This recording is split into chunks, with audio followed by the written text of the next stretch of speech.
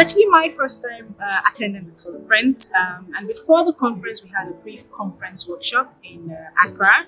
So at the workshop, I had the opportunity to get feedback on my work, and I was able to develop the work further, well prepared for the main conference. In general, I love the funding aspect of it because I found myself to be lucky. The assessment, I was selected, so it gave me an opportunity to make it up to here. Otherwise, I think a lot of people wouldn't have made it because it would have been quite very expensive to come.